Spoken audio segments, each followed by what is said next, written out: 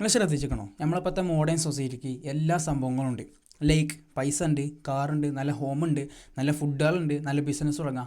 But ഒരു കേസിൽ നമ്മൾ നല്ല രീതിയിൽ ബാക്കോട്ട് പോയി എടുക്കുകയാണ്. It's a case of mental health. So in this video talk about how to reclaim your mental health. So നിങ്ങളുടെ ചാനൽ പുതിയതാണെന്നുണ്ടെങ്കിൽ my name is Mubashir. I talk about self improvement. So let's go to the video.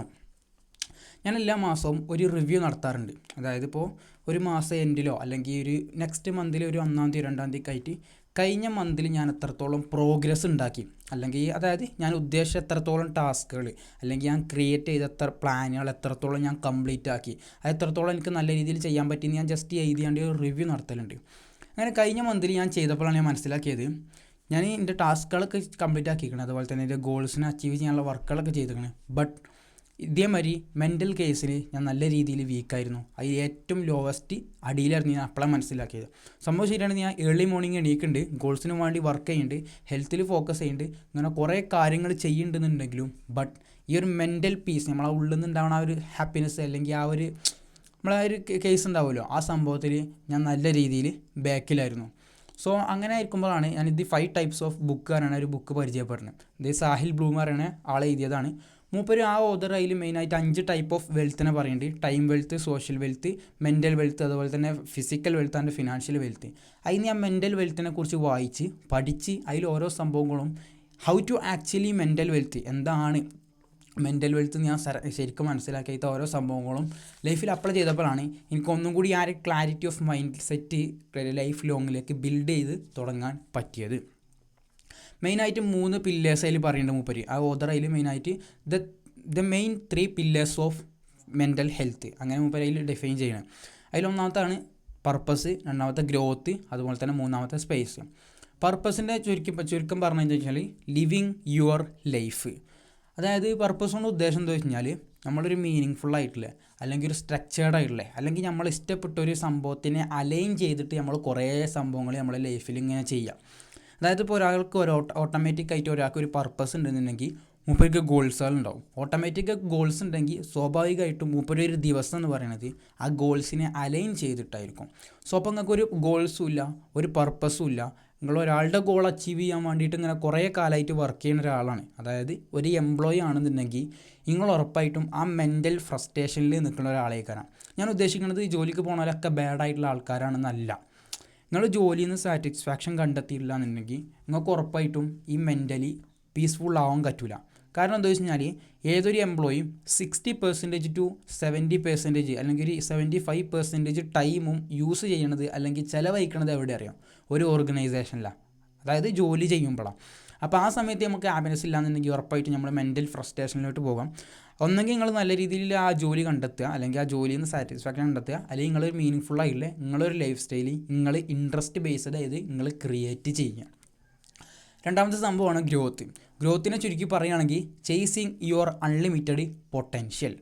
അതായത് നിങ്ങൾക്ക് ഞാൻ നേരത്തെ പറഞ്ഞ ഒരു goal set ചെയ്തു അല്ലെങ്കിൽ പർപ്പസ് സെറ്റ് ചെയ്തു, എന്നിട്ട് അതിന് വേണ്ടി വർക്ക് ചെയ്യലെടുത്തി കുറേ കാലമായി, ബട്ട് നിങ്ങളൊരു ഗ്രോത്ത് കണ്ടു തുടങ്ങിയിട്ടില്ല എന്നുണ്ടെങ്കിൽ, അതായത് ഔട്ട്കം റിസൾട്ട് കണ്ടു തുടങ്ങിയിട്ടില്ല എന്നുണ്ടെങ്കിൽ നിങ്ങൾ ഉറപ്പായിട്ടും അത് ക്വിറ്റ് ചെയ്യാനോ അല്ലെങ്കിൽ ആ മെൻ്റൽ ഫ്രസ്ട്രേഷനിലോട്ടോ നിങ്ങൾ ഉറപ്പായിട്ടും എത്തിപ്പെടും. സോ അപ്പോൾ ഏത് സംഭവം തുടങ്ങുമ്പോഴും ഗ്രോത്ത് കണ്ടെത്താൻ മെയിനായിട്ട് 4 സംഭവം പറയാം. അതിലൊന്നാമത്താണ് do mistake then learn from it.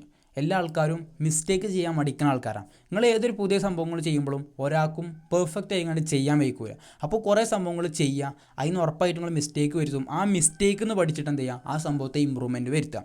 രണ്ടാമത്തെ സംഭവമാണ് build A growth mind set. എല്ലാ സംഭവങ്ങളും എനിക്ക് കഴിയൂല, ഞാൻ ഫിക്സഡ് മൈൻഡ് സെറ്റിലുള്ള ആളാണ് ഇങ്ങനെ പറഞ്ഞു നിൽക്കുന്നതിന് പകരം എന്ത് ചെയ്യുക, അയക്കാൻ എനിക്ക് കഴിയും, ഞാനൊന്ന് ജസ്റ്റ് ട്രൈ ചെയ്ത് നോക്കട്ടെ, എനിക്ക് സംഭവം പറ്റും എന്ന് ജസ്റ്റ് ട്രൈ എങ്കിലും ചെയ്താണ്ട് ഒരു ഗ്രോത്ത് മൈൻഡ് സെറ്റ് വളർത്തിയെടുക്കുക. മൂന്നാമത്തെ സംഭവമാണ് B A life long learner.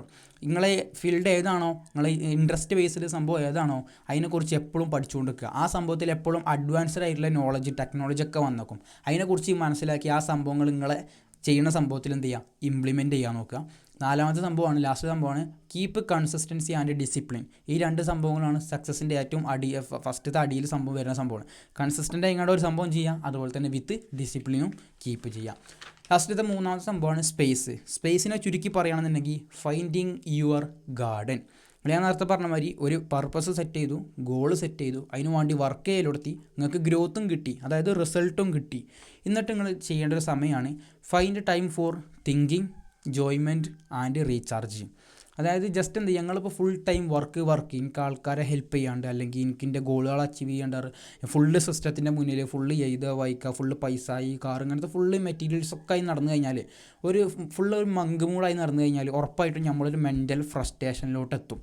കാരണം നമുക്ക് മനുഷ്യന്മാർക്ക് ഫുള്ള് ഈ പൈസ അല്ലെങ്കിൽ ഈ എക്യുപ്മെൻറ്റ്സ് ഈ ഫുള്ള് സിസ്റ്റം ഇത് മാത്രമല്ല, ഐഡിയാസ് മാത്രമല്ല വേണ്ടത്. അരിസ്റ്റോട്ടിൽ പറഞ്ഞ മാതിരി human is A social animal. നമ്മളൊരു സോഷ്യൽ ആനിമലാണ്. അപ്പോൾ നമുക്ക് മനുഷ്യന്മാർക്ക് ആരും വേണം, മീറ്റ് ചെയ്യാനും സംഭവങ്ങളൊക്കെ എന്തിനു വേണം, മനുഷ്യന്മാർ വേണം. അല്ലെങ്കിൽ നമ്മൾ ആ മനുഷ്യന്മാരെ കൂടുതൽ മീറ്റ് ചെയ്യണം, അല്ലെങ്കിൽ ആൾക്കാരോട് സംസാരിക്കണം, അല്ലെങ്കിൽ ആ ഒരു മെൻ്റൽ ഫ്രസ്ട്രേഷനിലോട്ട് എത്തും. അപ്പോൾ ജസ്റ്റ് എന്ത് ചെയ്യുക, ഇടയ്ക്കൊക്കെ ഒരു ട്രിപ്പ് പോകാനോ, അല്ലെങ്കിൽ ഒരു ഒറ്റയ്ക്ക് ഇരുന്ന് തിങ്ക് ചെയ്യാനോ, അല്ലെങ്കിൽ ജസ്റ്റ് നാച്ചുറലൊക്കെ ഇറക്കി കുറച്ച് ടൈം സ്പെൻഡ് ചെയ്യാനോ എന്ത് ചെയ്യുക, നിങ്ങളെ വർക്കിൻ്റെ ഇടയിൽ നിങ്ങൾ ശ്രമിക്കുക. അതായത് ഒരു സ്പേസ്, ഒരു റീചാർജിങ്, അല്ലെങ്കിൽ ഒരു തിങ്ക് ചെയ്യാൻ, അല്ലെങ്കിൽ ഒരു എൻജോയ്മെൻറ്റിനൊക്കെ എന്ത് ചെയ്യുക, കുറച്ച് ടൈം സ്പെൻഡ് ചെയ്യുക, അല്ലെങ്കിൽ കണ്ടെത്തുക. സോ ഇനി ലാസ്റ്റത്തെ ഒരു സംഭവം പറയാം, how to actually improve your mental health. നിങ്ങളിപ്പോൾ മെൻ്റലി ആയിട്ട് നല്ല രീതിയിൽ വീക്കായി നിൽക്കുന്ന ഒരാളാണ്. അപ്പോൾ ആ ഒരു മെൻ്റൽ ഹെൽത്ത് എങ്ങനെ ഇമ്പ്രൂവ് ചെയ്യുക എന്നുള്ളൊരു കുറേ വഴികളുണ്ട്. അതിൽ ഞാൻ പറയുന്നുള്ളൂ, അതോ ഈ ബുക്കിൽ നിന്ന് മുമ്പ് പറയുന്നതാണ്. ഇറ്റ്സ് എ ജേർണലി, അതായത് write your thoughts on A paper. എന്താണോ നിങ്ങളുടെ ടെൻഷൻ, എന്ത് സംഭവത്തിനെ കുറിച്ചാണ് നിങ്ങൾ പാനിക് ആവുന്നത്, അല്ലെങ്കിൽ എന്ത് സംഭവത്തിലാണ് നിങ്ങൾക്ക് പെയിൻ ഉള്ളത്, ആ സംഭവത്തെ ജസ്റ്റ് ഒരു പേപ്പറിൽ എഴുതാം. ജേർണലിംഗ് നിങ്ങൾക്ക് പല രൂപത്തിൽ ചെയ്യാം. ഒന്ന്, നിങ്ങൾക്ക് 1 വിൻ ഫ്രം എ ഡേ, ആ ദിവസത്തിൽ നിങ്ങൾ എന്തെങ്കിലും സംഭവത്തിനെ കുറിച്ച് ഗ്രാറ്റിറ്റ്യൂഡ് അയക്കും. ഒന്നില്ലാന്നെങ്കിൽ പോലും ആ ദിവസം നിങ്ങൾ 3 നേരം ഫുഡ് അയച്ചേക്കും, അതിനെക്കുറിച്ചെങ്കിലും എന്ത് ചെയ്യുക, ഗ്രാറ്റിറ്റ്യൂഡ് അയക്കേണ്ട ആ സംഭവം എഴുതുക. ഞാൻ രണ്ടാമതില്ലെങ്കിൽ ഞാൻ പറഞ്ഞ മാതിരി പാനിക്കായ സംഭവം ഉണ്ടാവുമല്ലോ, അല്ലെങ്കിൽ ആ ഒരു സ്ട്രെസ് അടിക്കുന്ന ആങ്സൈറ്റി ഇല്ലാത്ത സംഭവം കുറിച്ച് എഴുതുക.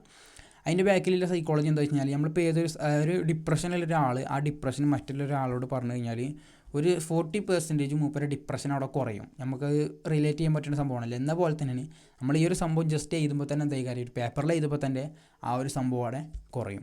സോ അപ്പോൾ വീഡിയോ ഇത്രേ ഉള്ളൂ. അപ്പോൾ നിങ്ങൾ ലൈഫിൽ ഇമ്പ്രൂവ്മെൻറ്റ്സ് ചേഞ്ചസ് ഒക്കെ വരുത്താൻ ആഗ്രഹമുള്ള ഒരാളാണെന്നുണ്ടെങ്കിൽ just subscribe for more videos. See you in the another video.